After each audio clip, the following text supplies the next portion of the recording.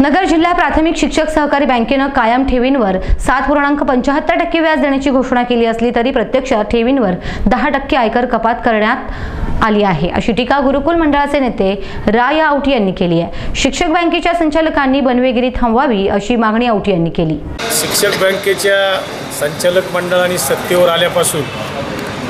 गेल्या 3 वर्षांमध्ये शिक्षक सभासदांसाठी सभासदांच्या हिताची एकही योजना न आणता सत्तेवर आल्यापासून चक्रवाढ पद्धतीने व्याज आकारून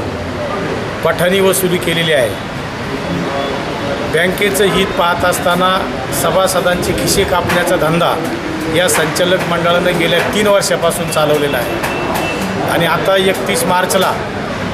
कायम ठेवीवर 7.75% व्याज देऊन आम्ही खूप मोठं काहीतरी काम केलं असं भासून प्रत्यक्षात मात्र दरवर्षी 2200 रुपये ना परतावा घेऊन त्याचबरोबर दिलेल्या व्याजावर TDS कापून आवळा देऊन कोहळा काढण्याचा प्रयत्न या संचालक मंडळानं या बँकेमध्ये चालवलेला आहे। शिक्षक बँकेच्या शताब्दी महोत्सव कार्यक्रमासाठी 40 लाखाची तरतूद केली आणि महोत्सवाचं उद्घाटन करत असताना प्रत्यक्ष कार्यक्रमाला 400 लोक हजर होते आणि मग 400 लोकांवर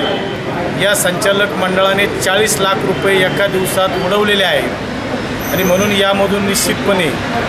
जिल्ह्यातील सर्व सभासदांची प्रचंड फसवणूक या सत्ताधाऱ्यांनी केलेली आहे। सभासदांना कायम ठेवीवर चांगलं व्याज, कर्जावरचा व्याजदर कमी करून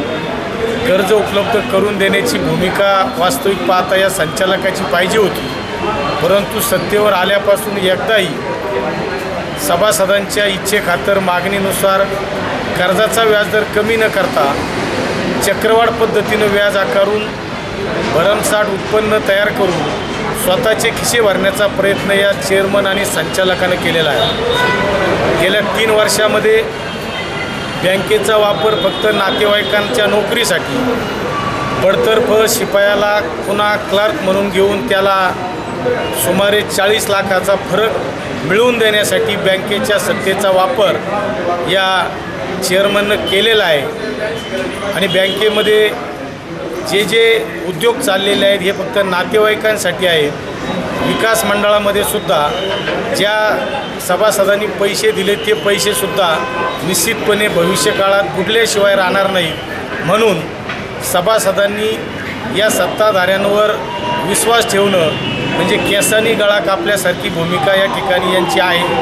आणि म्हणून यांना धडा शिकवण्यासाठी गुरुकुल मंडळ जिल्ह्यातील सर्व सभासद न्याय मिळवून दिल्याशिवाय थांबणार नाही।